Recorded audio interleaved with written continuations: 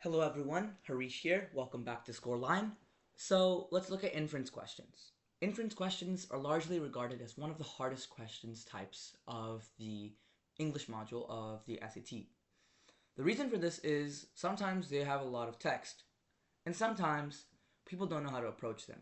But once you learn the correct strategy on how to approach them, it's honestly kind of easy. So when you're looking at inference question, do this. Instead of looking for one correct answer, look for three wrong answers. It becomes much more simple this way. So let's take a look at this example. Tales of the American folk hero Paul Bunyan derive from many sources, such as oral traditions recorded in the late 19th century. And Paul Bunyan comes from the West in the early 1920s. One of the most significant early print sources, James McGalvery, was written. This person's story was written in 1906, and some material from it was later adapted by another person in his own story. But this person didn't merely adapt the earlier story; he added to it as well, introducing Babe the Blue Ox, Bunyan's massive companion, which suggests that. So let's look at stuff that over infers or says stuff that's not implicitly stated in the argument or in the excerpt. The Marvelous Exploits is more historically accurate than the Round Drive because Paul Bunyan Comes West had not been written when McGilvray was writing his work. Well, it never implicitly or explicitly states this in the argument.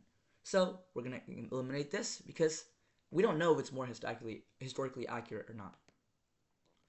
McGalvery was unaware of the stories of the Blue Ox when composing the Round River Drive, even though historians know works containing such stories were available to him. Well, we also don't know this because it's not explicitly or implicitly stated. McGalvery's account of the Bunyan legends in the Round River Drive are more similar in content to the accounts than they are to the Marvelous Exploits. Well, it also never says this, but this might be right. Let me just hold on to it just in case. And the final one is the oral traditions recorded in the late 19th century would have not featured in Babe the Blue Ox. Oh, okay. So basically, here, let's just quickly glimpse at this article for a second. Early 1920s and late 19th century. So, the oral traditions were in the late 19th century, but the Babe the Blue Ox was around 1916, right? So technically, the 19th century is the 1800s, right? So late 1800s is before 1916, right?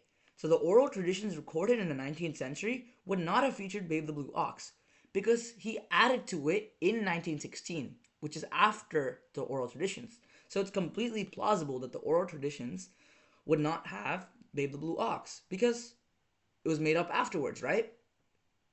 Is that the correct answer? Yes, it is. And I said three wrong answers. I just forgot to cross this option C out. So yeah, that's that answer. Let's go to our own one where you can pause the screen and work on it yourself. Okay, so here's the question. Go ahead and pause your screen and work on this, okay? So, yeah.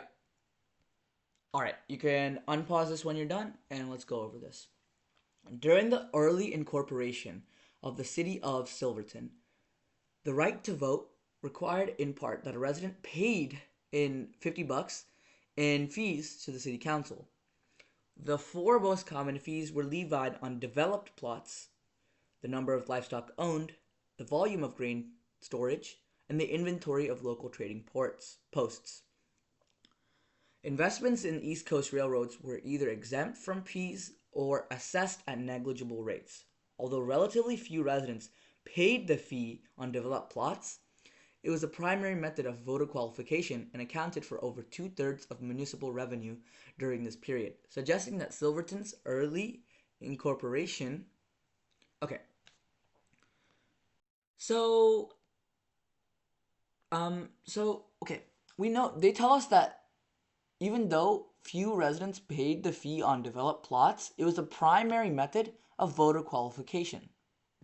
So, meaning that in order to be eligible for vote, those who had developed plots and paid fees, then they would qualify. So that means that some people that had developed plots still didn't pay the fee. So let's look at the answer choices to see how this works. Those residents who secured the right to vote most likely owned substantial amounts of developed land in the city.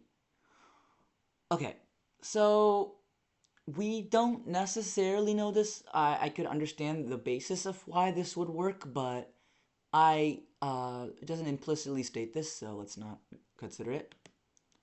The voting patterns of local trade post owners were effective in reducing the financial levies on inventories.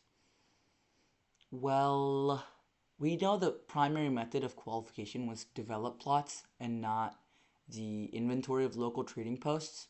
So we can eliminate this on the basis of the context of the problem. So the number of livestock in Silverton was kept to a minimum but increased significantly after 1895.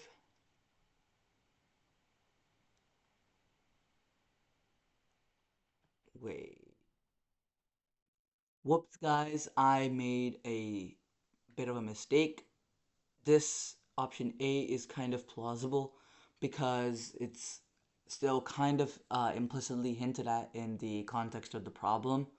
And this option C doesn't make sense because livestock owned, we're not going to consider that because we're looking at developed plots, we're looking at land. And residents with significant investments in East Coast railroads were unlikely to possess the right to vote. Well, this is kind of yapping. We don't need this one. So the option is A. Sorry about that, guys. Sorry. And let's see if it's correct. Yay, it is. And let me just explain the reason why. So the volume of grain storage, all this, we can not even just look at this, okay? Let's and don't even look at the stuff that I highlighted in blue, okay? So the four most common were developed plots, and then let's just look at developed plots, okay? So if the reason that few residents paid the fees on developed plots, and it was still the primary method of voter qualifications and accounted for over 2/3 of the revenue, it means that the people that had the vote had a lot of land so that they could pay to be eligible to vote. And the main reasoning for this is basically because those who had large plots of land not only were eligible for one of the four most common fees, but they were also able to afford the $50 annual municipal fee, right? Like it says $50 annual fee. So sorry if I was kind of roundabout in explaining this particular question, but A is the correct answer. Thank you so much. I hope you guys learned something about inferences, and practice makes perfect. So we're not affiliated with Oneprep, but Oneprep is pretty good. And the College Board Question Bank is also really good for practice. And make sure you're practicing before your next SAT. And yeah, thank you guys. Have a great day. See ya.